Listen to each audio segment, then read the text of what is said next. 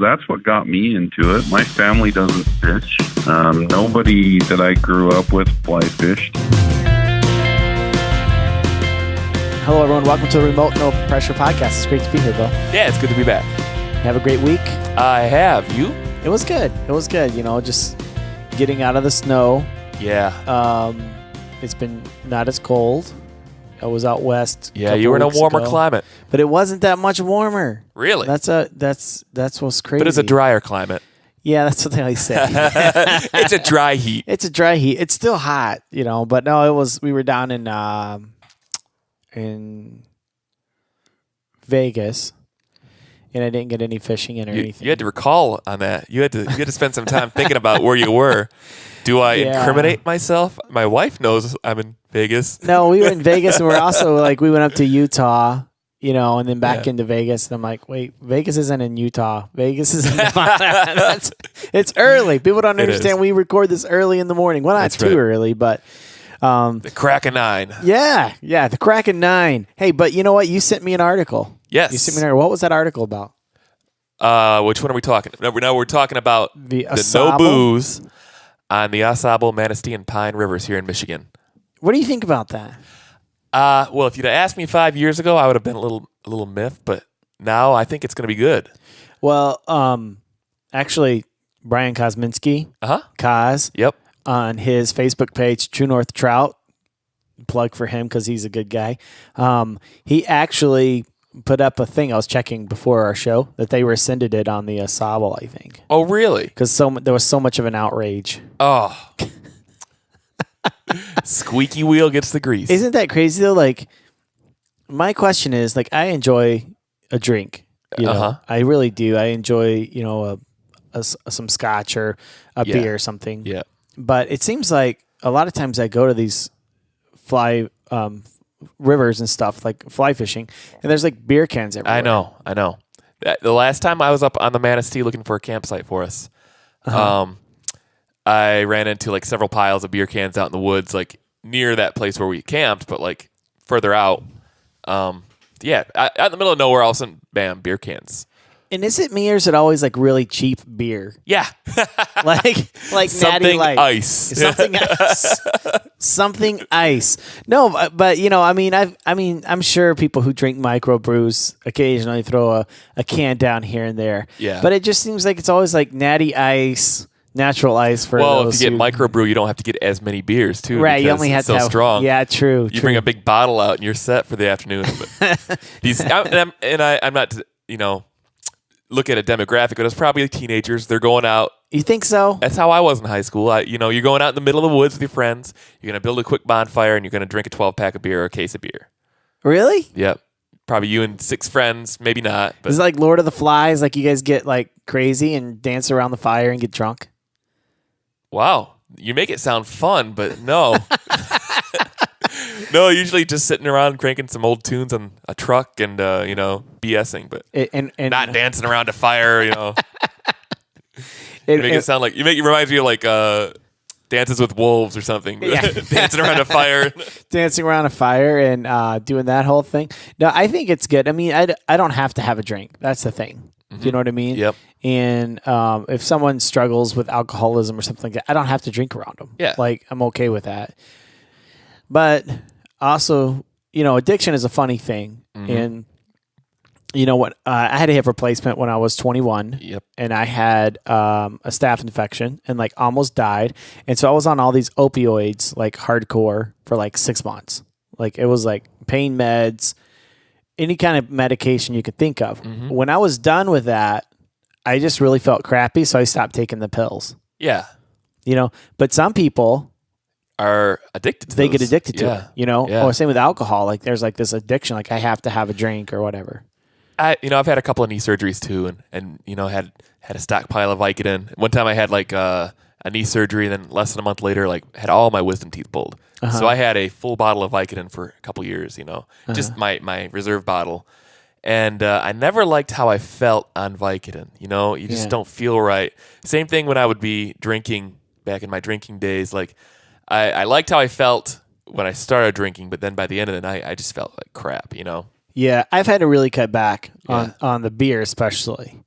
So I have like one every once in a while, but I don't want to get the sugar. Yep. You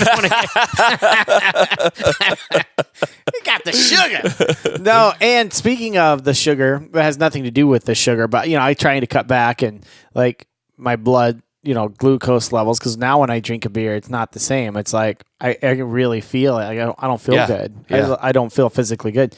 But some people are they have to have the beer. They have to have the booze, and I don't understand that, because I don't have that addiction. It's frustrating too when you're going out. Like I like to do the hiking up on the Manistee River too. There's some beautiful trails up there. Really is. And when you get up there, it's always frustrating to get in the woods and find not only what we said, the beer cans, but also like, oh, here's a discarded vodka bottle or a mile in the woods kettle. Just the cheapest stuff too. They always get the cheap stuff. Just trash too in general. But what if they like banned it by brand? Like if your case of beer costs $9.99 or less, if you take out a bottle of Johnny Walker, you're okay. Black label only, because you're gonna take care of that. You're not gonna probably drink the whole thing in one setting. You're not gonna just throw it on the ground, Yeah. No, but yeah, it's crazy. Yeah, but some people really got upset about it. But pick up your trash, people. I think that's it, and it's also for safety too, because people aren't always wise when they're drinking, especially when you're on the water. Right. Like the day before you guys came up for our last trip on the Manistee, somebody died on the water. Just down the ways from us. I mean, like by the bridge, right? At High Bridge, yeah, yeah, on the Manistee, and like it was a boating accident. I don't know exactly what happened, but one of the fishermen fell in and died. And I don't know all the details, but I'm always thinking like, well, alcohol was probably a factor. Sure. Who knows? That's your first thought. That's your first thought. Yeah, because it's not if you have all of your capacity, your faculties. It's not that it's not dangerous. There's still a level of danger, but when you're not doing stupid stuff either. Yeah, but when you're inebriated with alcohol, you're probably going to make some really bad decisions. Your motor skills are off. You're a little slower. You're just making dumb decisions. Yeah, I know. And I'm speaking from experience. So I'm not saying people are making like, oh, those drunks. I was there. Yeah. Yeah. Well, anyways, so those were the days. On to the next thing. Well, I wanted to talk a little bit, it's borderline crossing the line to being kind of tacky. But hey, question for you: have you ever read an article and thought, "Oh, that's from The Onion or something"? But then you realize that's really not Babylon Bee. Yeah, especially with your line of work, or if you've ever attended a postmodern Christian church, if you read the Babylon Bee. It is hilarious. It's right on. They hit it every time. Knock it out of the park. But this week, this article came across. I sent it to you, and I just died laughing because I thought for sure this is like a joke. And so I dug a little deeper, and I realized it's a legit article. So the headline is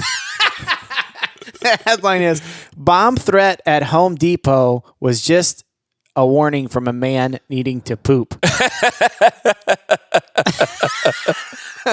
So a Kansas man said he had no intentions of actually setting off an actual bomb when he told other customers that he was going to, quote, blow up the back at Home Depot. Turns out he was just talking about a bowel movement. Officers were called to the home improvement store in Wichita around 12:15 p.m. Monday after an employee reported a bomb threat, according to a Wichita Eagle.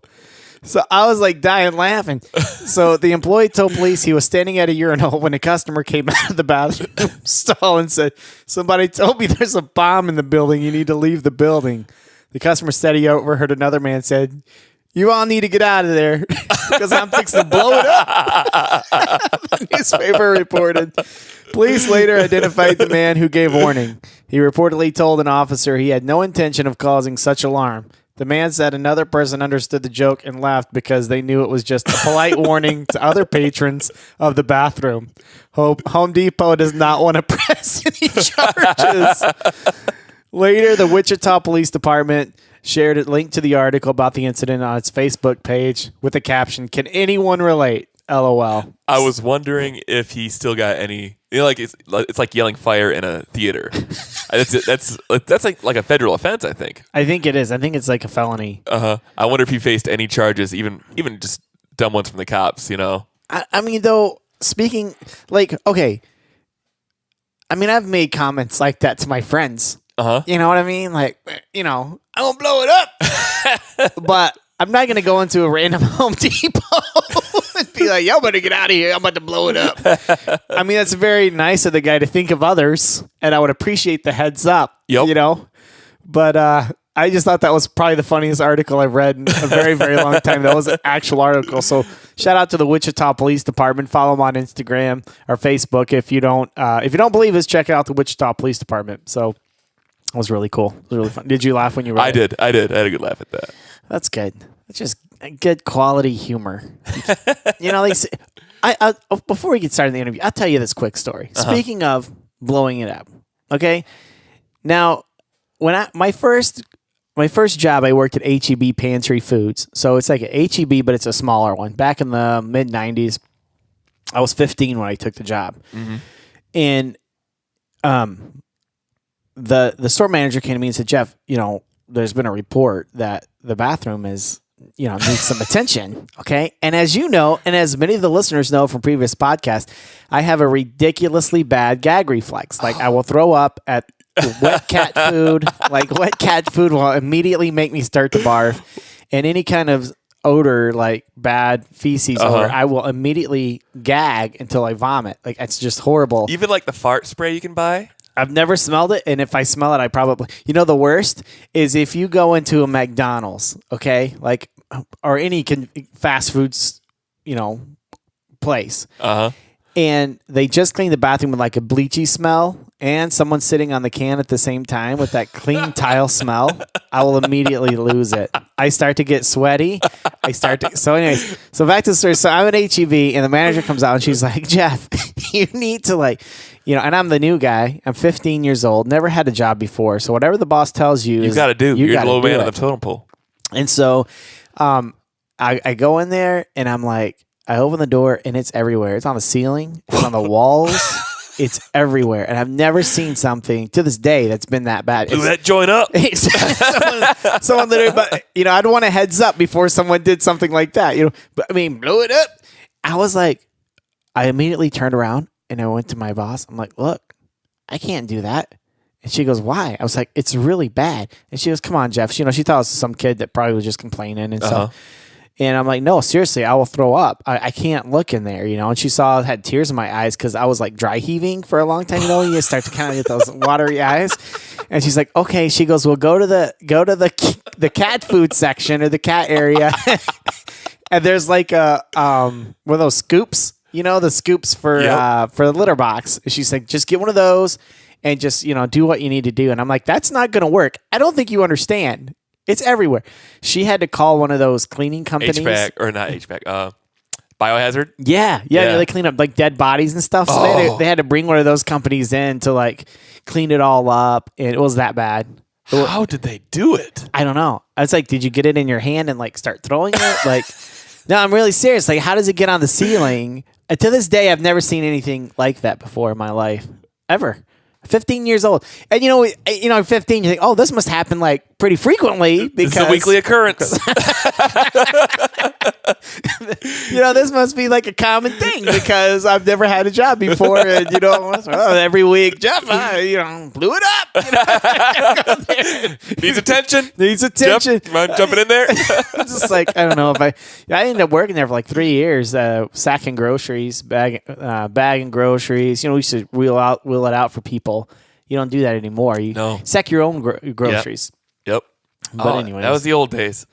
That was the old days. Speaking of the bathroom and everything, no, this isn't a poop joke, but my first job. This podcast is going downhill very quickly. Anyways, go ahead. My first job, this reminded me, I worked for a Burger King. Oh, God, that's up north. And I had to pay attention to the bathrooms, but I would always play pranks on people also. Mm-hmm. So whenever like new girls would start, I'd be like, "Well, watch out in the freezer and in the bathroom. They're in the back of the store here. This place is haunted. A little girl died out front." You're an awful human being. I am. And they say her spirit haunts the freezer in the bathroom. Her name was Patty. And so I've nicknamed her. Named it? I've nicknamed her Frozen Patty. And so they were always terrified to go into the freezer to get more meat Because I would always like kind of sneak up and like pound on things, and they'd come running out. And like, oh, one time there's a poor girl in the bathroom.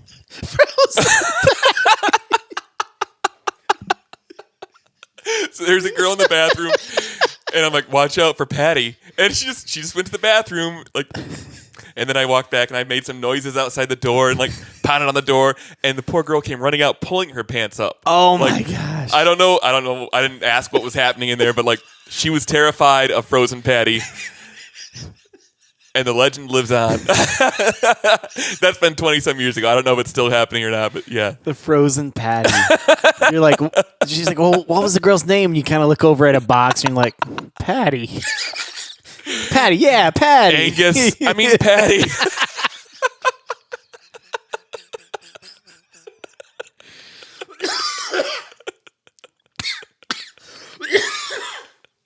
Dude. That's hilarious. Shar grilled patty. Shar Patty. Patty Shar. Patty Shar. What was her name? Flame broiled. She had a brother named Flame Broiled. Oh my God. You think they put 2 and 2 together? It's Frozen Patty. I know. We nicknamed her Frozen Patty. Oh my God. I'm working at Burger King. Like, I've never worked fast food. Mm-hmm. That would be a hard job. It was. I did it for 2.5 years. And there were people there who made a career out of it. I couldn't do it. Like, hats off to them for doing that, you know? Like working the management? No, some of them weren't management. Some of them were just, you know, working the drive-thru, you know, just doing the morning shift and taking off at 2. But, yeah, I had my fill at 2.5 years. It's not like a real high-paying job. No, it wasn't. I mean, compared to now, I think I topped out at, like, I was going to be a crew leader, and I topped out at like $6 an hour. Oh, wow. Yeah. That's wild. But of course, that was, you know, almost 20 years ago. Mm-hmm. But yeah. My brother worked for ChickfilA. Because down in Texas, we have had ChickfilA. I grew up with ChickfilA. Yeah. So my brother, we had Ben Way. Ben Way was the big man on campus there at the Christian school where my brother attended. I went to public school. But my brother went to Christian school. I guess my parents thought he needed a little extra help or something. But Ben Way was the big man on campus. You know, all the girls loved him. He was the quarterback for the flag football team because that's what Christian schools do, you know. So he was the quarterback for the flag football team, and everyone loved Ben. So Ben got a job at Chick-fil-A, and he worked his way through the ranks. He's just one of those guys he looks perfect. He acts perfect. He's just a good dude, you know. And my brother wanted a job. He's like, well, come work for Chick-fil-A, you know. I'll get you a job. You don't work on Sundays, you know. Still go to youth group. And he went to Chick-fil-A, and he lasted 2 days. My brother lasted 2 days, and he's like, I can't do the fast food. Oh. Dropping fries, greasy floors, all that stuff. It's rough. It's rough. It's a rough gig. It's not. Customers. Oh, that would be the worst. Yeah. That would be the worst. Late night drunks at the drive-thru. Yeah. I think Chick-fil-A closes like 10 o'clock. Oh, I would have to do third shift. In high school, I would be doing third shift stuff. Okay. You know, I was 18. They're like, you're gonna close the place down and do maintenance work. So I'd be leaving at like 3 or 4 in the morning, and then going to school the next day. Wow. My senior year, and then in the summertime, like we'd be open Friday through Sunday, like straight. So I'd be doing like 10 to 6 every, you know, Friday night, Saturday night. Dang, Bill. It was rough. Dang. Well, speaking of blowing it up, back. This week this week on the podcast we have an awesome guest. We have Uncle Cheech, and I say blowing up because they have blown up the internet. I mean, they've got 95,000 followers on Instagram. They've grown. They've just got a new facility. Everything's just blowing up for them in a different way, but they're doing really good, and we're very excited and very thankful that he decided to hang out with us. So, welcome to the podcast. Let's light the fire. Well, today on the Remote No Pressure podcast, I'm very excited to have one of the co-founders of Flyfish Food, Cheech Pierce. How are you, Cheech? Not too bad. Can't complain. And you just recently had a birthday, right? Yeah, I'm getting old. I'm not as old as Curtis, so that's good. But yeah, I turned 42. Oh, awesome. Just starting to really get in the swing of things in life. That's a good age. Yeah, I know, except for my knees and ankles don't think so when I'm waiting. So I need to kind of give them the memo, hopefully. Well, first of all, I wanted to just thank you very much for being on the podcast. But also, I mean, you told me a little bit before we got started here, but how did you get the name Cheech? Where did that come from? So the funny thing is, it's not what everybody thinks. So in high school, I studied Spanish quite a bit. And so I would always be walking around the house practicing my Spanish. And my little brothers would hear that, and they said I sounded like Cheech from the movies. So that name kind of stuck. And and then, I studied Spanish in college. I actually did a church mission for 2 years in Argentina. So I'm fluent in Spanish now, but that's it. My brothers gave me that name, and now everybody just calls me Cheech. That's awesome. Where at in Argentina were you? I served in Cordoba, so it's like northern, not really northern, kind of central, closer to Chile. So, yeah, it's a cool country. We're actually headed back there in March to fish, so that's going to be fun. Yeah, no kidding. Actually, the only place I've ever been in Argentina was Cordoba. So, oh, really? Yeah. I went there and I had the asado, with this like what they call it, caballeros or whoever that manages the asado with the beef and everything. Yeah. And so I spent, 3 summers ago, I spent the entire summer trying to recreate this one epic meal, and I started making strip steak and doing the whole thing with the chimichurri and doing it like the real Argentine way. And they had the best beef there, that's for sure. Oh, yeah, I'm the same way. Like, I also had a good buddy, old Julian Riley. He built me 2 grills. One's the Argentine-style grill that's on the ground, and then one that's like the asador, the kind that you cook meat over open fire. So we do a lot of meat in my house, for sure. Well, I wanted to talk to you a little bit about the industry and where we are and kind of where we're headed. In you guys own a fly shop there it's in Utah, correct? Yeah, in Orem, Utah. And did you guys just make a big move? Yeah, so we originally were just online, and we needed a warehouse space. This was in 2016, and so we rented out kind of 1,100 square feet, and we made half of it retail and half of it warehouse. And it took us about 6 months to outgrow that, but took us about 2 years to realize that we really did need to move. So we expanded our store. We moved just right down the street, and now we've got 5,500 total square feet of fly shop goodness. Oh, my. Now, do you guys specialize in fly tying, or in that retail space you guys do everything? Yeah, we do everything, but yeah, absolutely, the fly tying selection is what keeps us going. Like we always say, we have enough stuff to get you out fishing, but we have everything you could ever imagine to tie flies.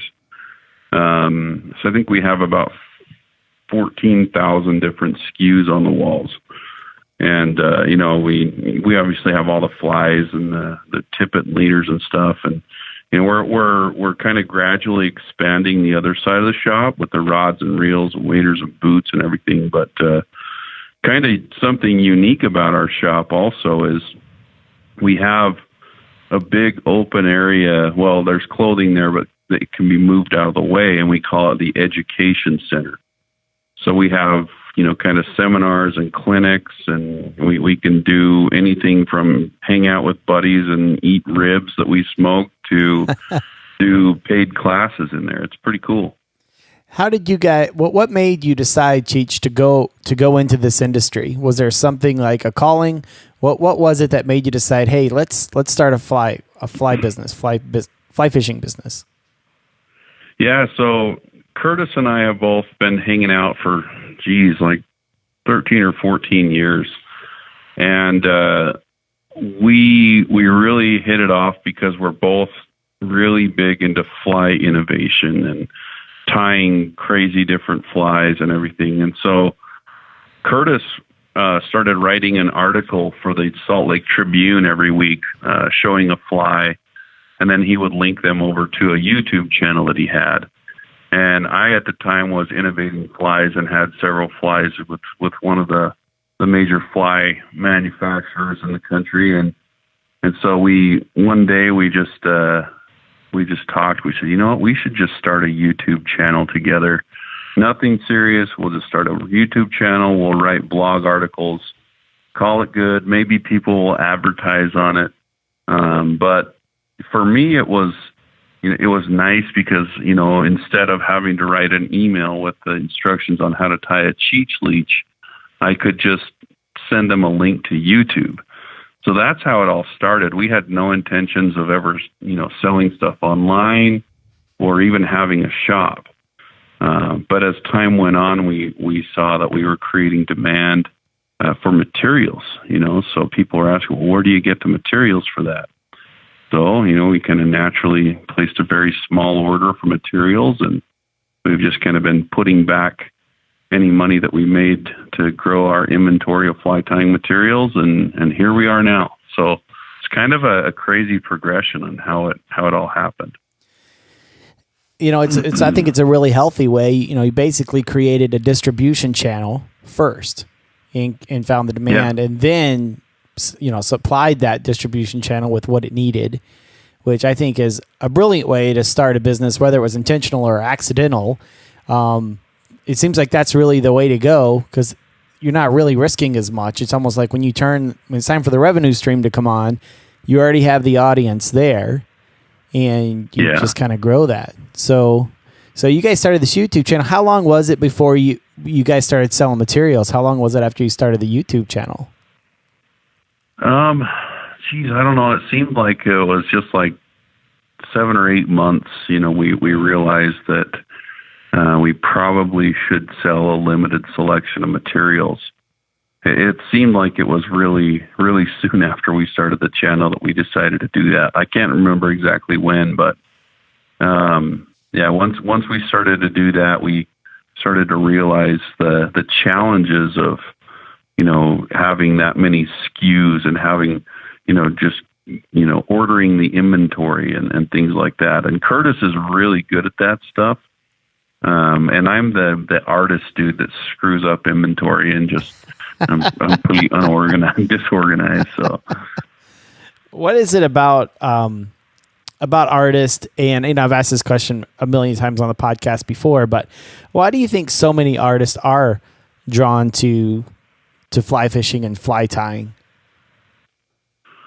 Well, that's exactly what it is. That's what got me into it. My family doesn't fish. Nobody that I grew up with fly fished. And I was sitting at a call center, and I was answering phone calls in Spanish. This was, 1999? And a guy brought in his grandpa's fly tying kit. And I thought it was like the coolest thing ever that you could take feathers and make these things that would catch fish. And, it was about a year and a half before I caught my first fish on a fly, but I started just dabbling with fly tying that day. And that Christmas, I got married in the next January, but my wife and her family actually bought me a fly rod and reel and a fly tying kit. So if there's anyone to blame, it's them. But yeah, as far as your question goes, it's definitely an art. It can also be something just to supply yourself with things that catch fish.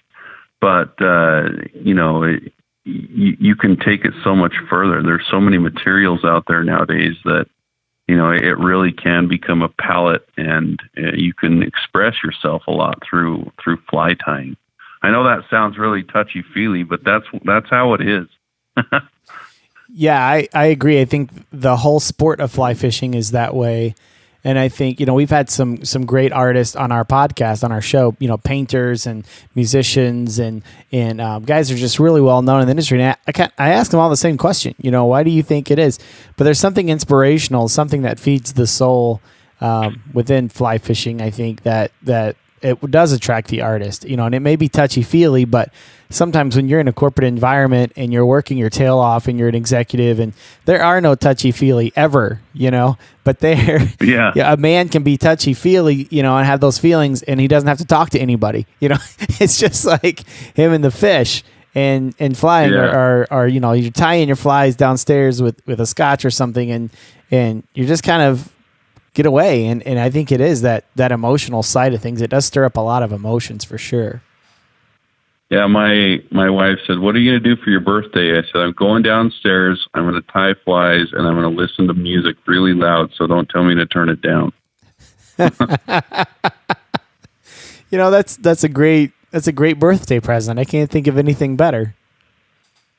Yeah, it was fun. I was able to get a lot of stuff done with minimal interruptions, so it was good.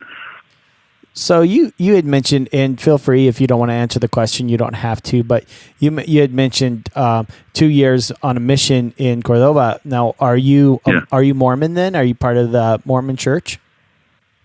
Yeah, Curtis and I are both members of the Mormon church, so that's it makes it kind of boring if you want to come party with us, but we won't drink any of the beers out of the drift boat, so that's a positive there.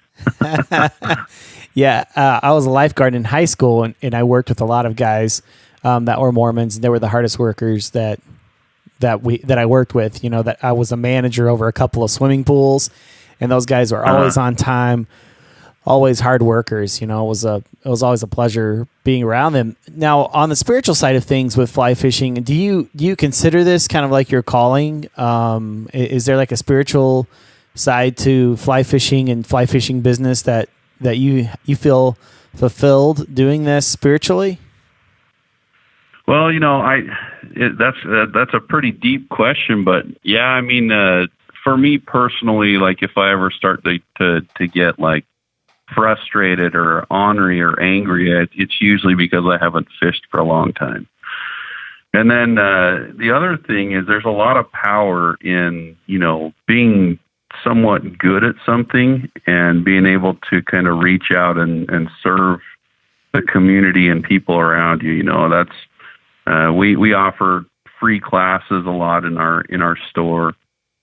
We've worked with some organizations to kind of help teach fly tying and fly fishing. So, it's definitely a rewarding thing if you can, kind of use something that you love to help make a change in someone's life. And we've seen a few instances where that's been the case. It's pretty cool. Would you mind sharing one of those instances with us?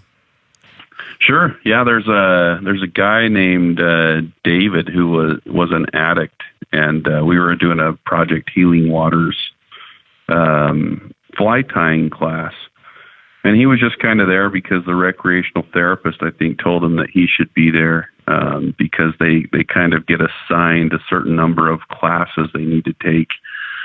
And Project Healing Waters is a really good organization that works with veterans that are struggling with a bunch of different issues. It could be PTSD or addiction or whatever.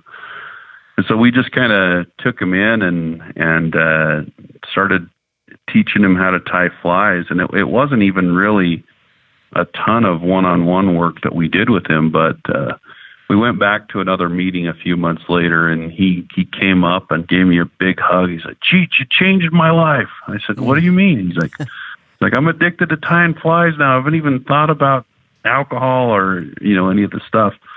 So, and I know that, it was a very small part, but very cool to see, somebody using fly fishing for the positive side of it. And it's true. I mean, fly fishing and fly tying can be an all mind consuming activity, so, he definitely caught the bug. Unfortunately for him, he was able to use it for the better. And, I'd like to think that it's kind of cool to think that we had maybe a tiny part of that. So.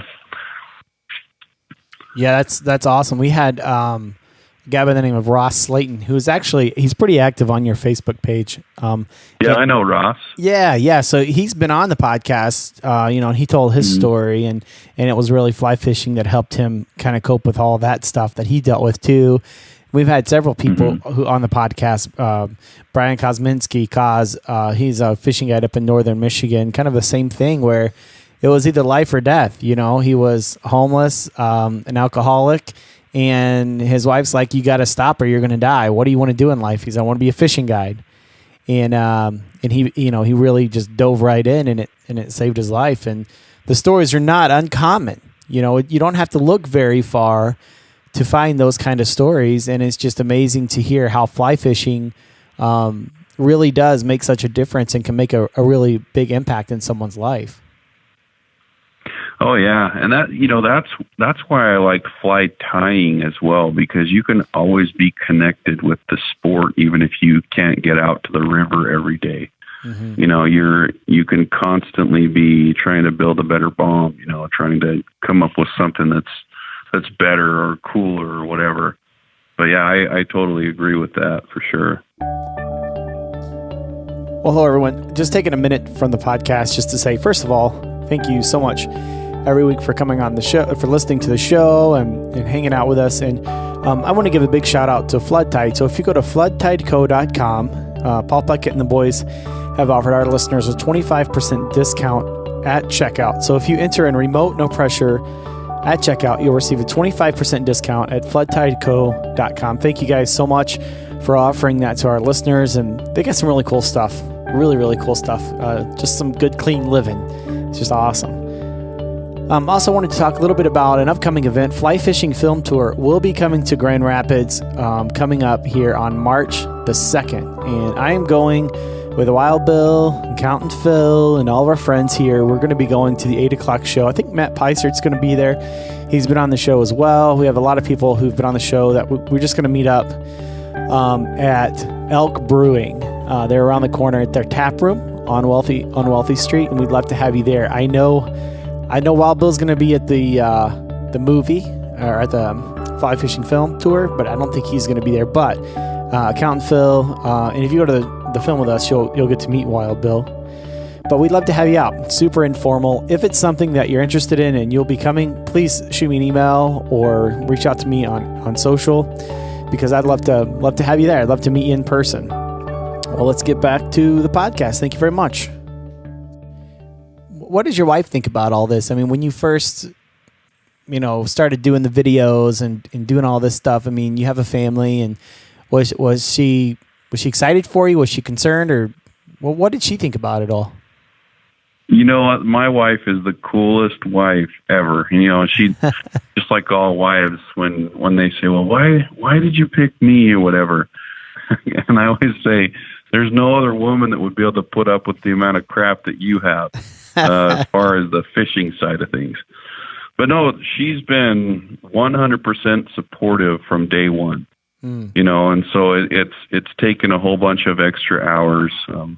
Curtis and I still both work full-time jobs on the side, and Fly Fish Food is still in the growing process, and hopefully we'll be able to do that full-time here soon. But when I work a full day at work, and then I tell my wife, hey, I got to go straight to the shop after work because of this or that, never once have I gotten a complaint. And so that's been huge for me. I know that, a lot of guys wouldn't be able to have that luxury. So I'm pretty stoked about that for sure.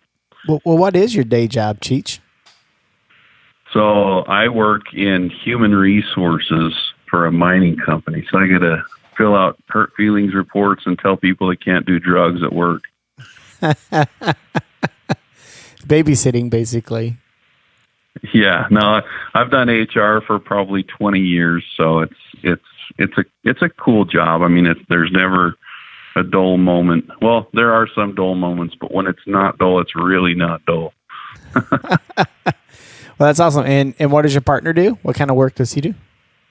So Curtis does software stuff for enterprise software, and he's really the brains behind this whole operation. So operating the website, we maintain 2 different inventories, and he's the one who kind of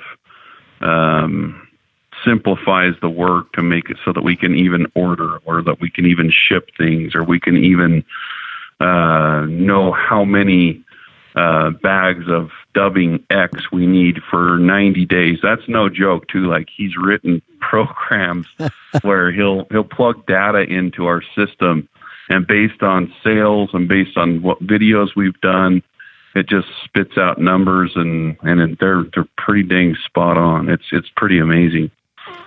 It is amazing what data can do in how it can help your business. That's for sure. It sounds like you guys got that all under control. Yeah, well, we'd like to think we have it under control to a certain extent, for sure.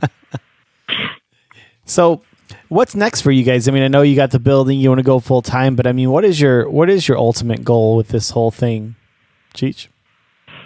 Well, the way that we've built it is we have the very best staff out there. You know, we've got Lance Egan, who's arguably the best fly fisherman in this whole country.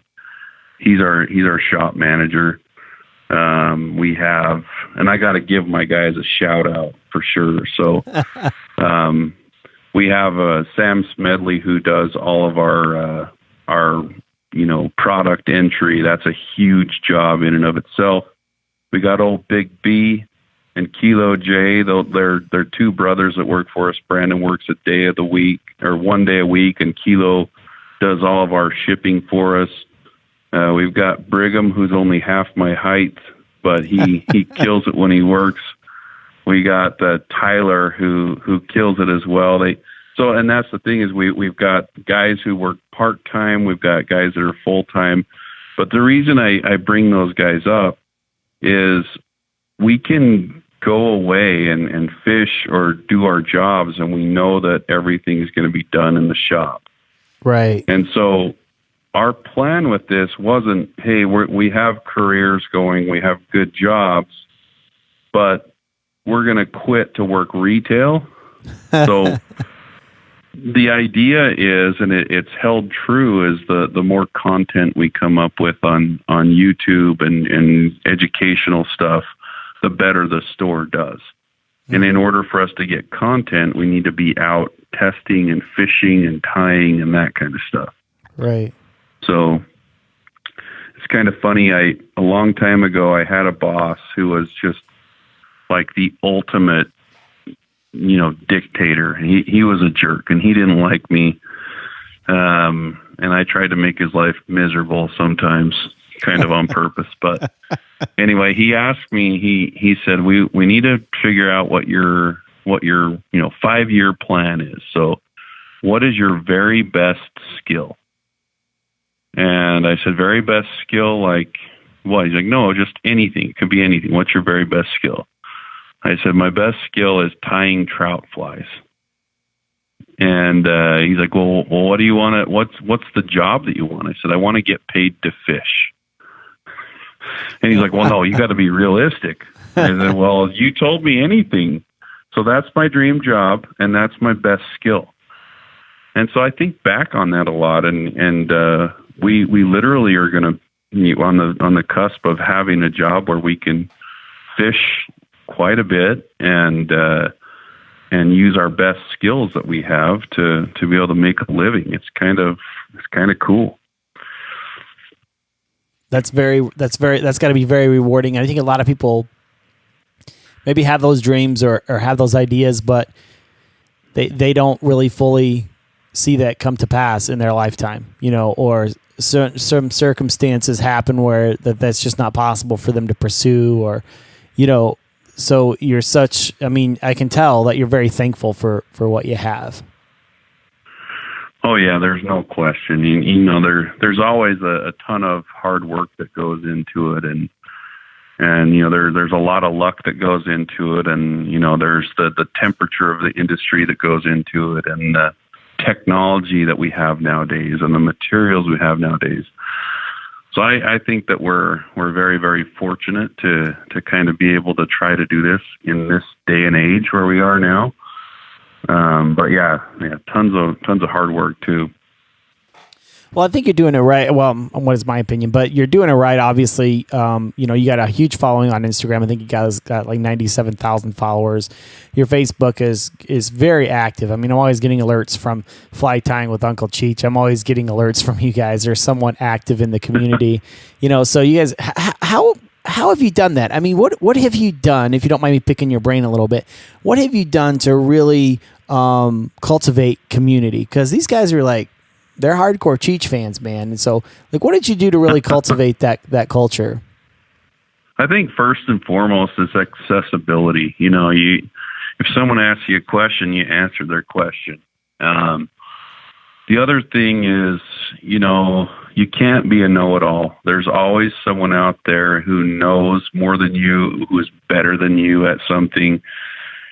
And, as much as, even if I thought I were the best fly tyer in the world, there would be someone else out there that I could learn from. And that's definitely not the case.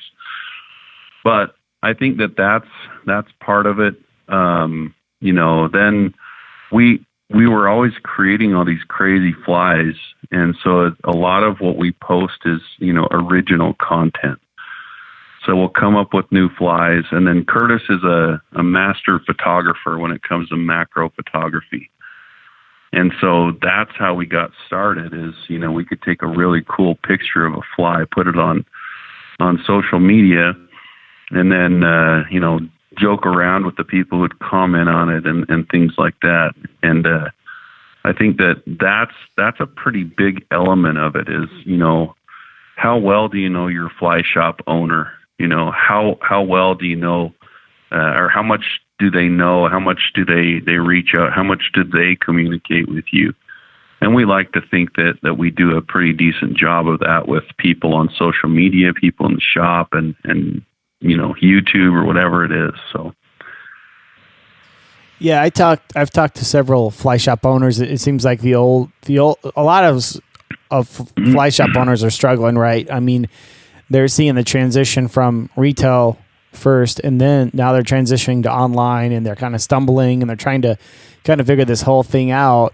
So a lot of the old timers, people would come into the shop, and there was a camaraderie for people to exchange recipes, and change fly patterns and stuff, and there at the shop. So, you may have a community of, in Grand Rapids, I think we got like 100,000 people. Out of that, maybe 1,000 people tie flies, So, yeah, but now it's like it's a global thing. Now we're all kind of meeting on this online fly shop, and we are doing the exact same thing, but it's on a different scale than it was 50 years ago.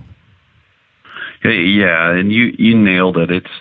It's like this. The industry is changing, and as a fly shop owner, you can't be so stuck to your own opinions and your own rules and your own ways of doing things that you're going to work yourself right out of business.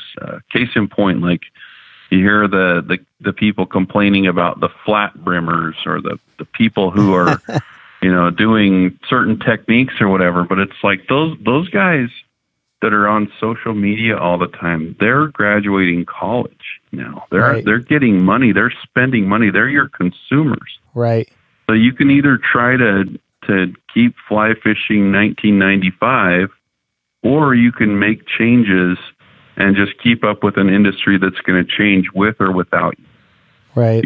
So a lot of people say, well, online sales are terrible. You shouldn't do online, or you shouldn't do big box, or you shouldn't do this or that. It's just like, find something that works for you. And I don't know, just be open-minded, because the industry is not going to just stay the way you think it should, Mm-hmm. Same thing goes with like products in the shop. Like there are things in our shop that I prefer not to use just because maybe it's a material that I think is hard to tie with, but other people love it. So great, we'll carry it. Right. We'll make them happy. So Yeah. anyway, it's all about adapting and changing as the industry does. Well, we had Joel Follett. I don't know if you know him or not, from the Royal Treatment Fly Shop. He's from, I think, Oregon. I think is where they're out of. And he's like, no, fly shops are not dead. They're thriving, and he's doing his thing, and he has an unbelievable fly shop up in Oregon. And like, he's got a newsletter that goes out that gets like a 95% open rate, which, as you probably know, that's a ridiculous number. And people can't wait to hear from him. I think it's his mom or someone locally makes homemade chocolate chip cookies in the shop. And he's just busy as all get out, his retail shop, And there's so many people I talk to, like fly shop owners, that are complaining and that, these online guys. But it's all about the mindset and doing, like you said, what you're willing to do and serve your customers. And someone who runs a fly shop like Joel, it's like, wow, you're really serving your customers' needs. It's not about your arrogant idea or anything like that. You're here to serve these people, and his retail shop is thriving. So, like you said, you got to do your thing. You got to do what you feel like you need to do, and just do it really well and be open-minded. Yeah, and I think one of the big keys to success in the industry is you need to be a service shop that just happens to sell fly fishing and fly tying materials. End of the story. Like, here's a good story. There was a kid that came in talking to Lance, and Lance has multiple patterns with umpqua, and one of his flies is the red dart. This kid came in and he's talking to Lance. He has no idea that it's Lance Egan. And he said, "Hey, I've been trying this Euro nymphing." He's like, "Have you ever heard of that?" And Lance's like, yeah, it's pretty fun. The kid's like, "Yeah, there's this fly called the Egan's Red Dart, and it's just phenomenal." He's like, "Do you have any of those?" And Lance says, "Yeah, we have some of those. I've heard of that fly before." And he takes him over and he's showing him the red darts, and just treating the kid like he was just a customer coming in and asking for things. And I came barreling out of the back. I'm like, "Hold on here."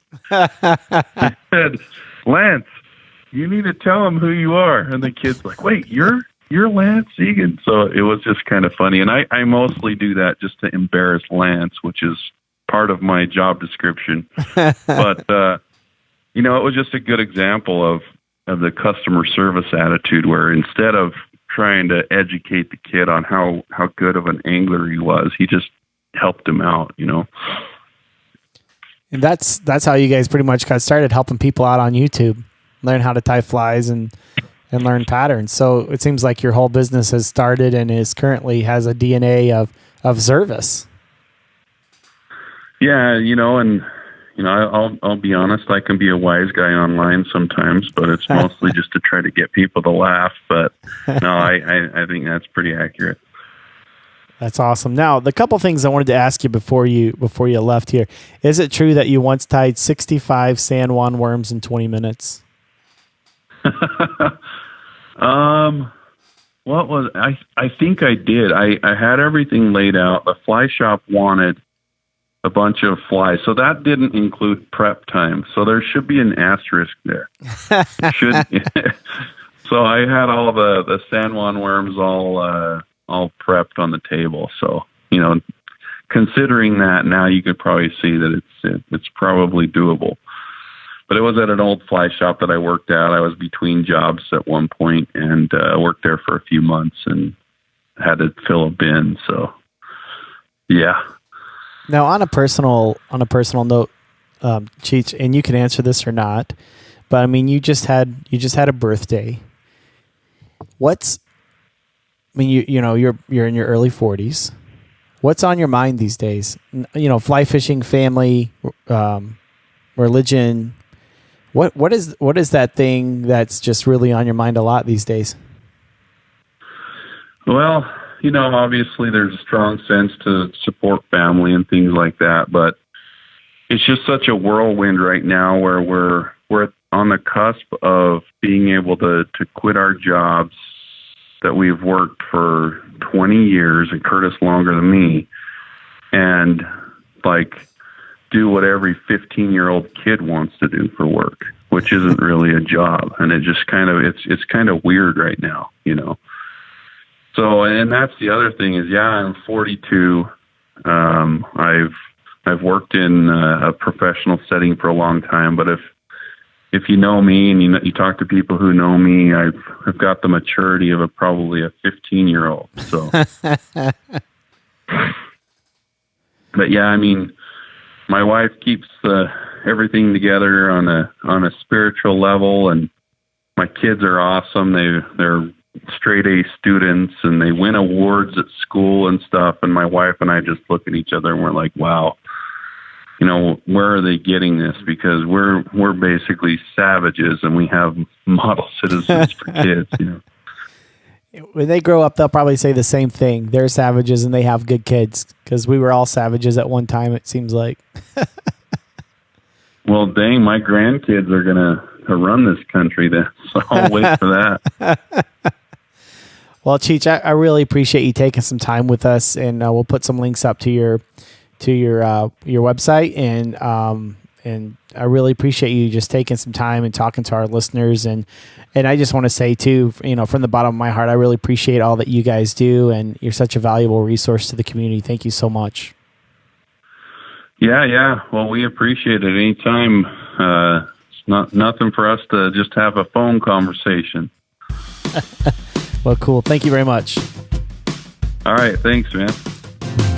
If you'd like to know more about Cheech, go to flyfishfood.com, and you can find out all about him, or even check out Flyfish Food on Instagram. As always, thank you very much for joining us on another episode of the Remote No Pressure Podcast. Be sure to follow us on our social, and go to remotenopressure.com to find those. And until next time, go fishing.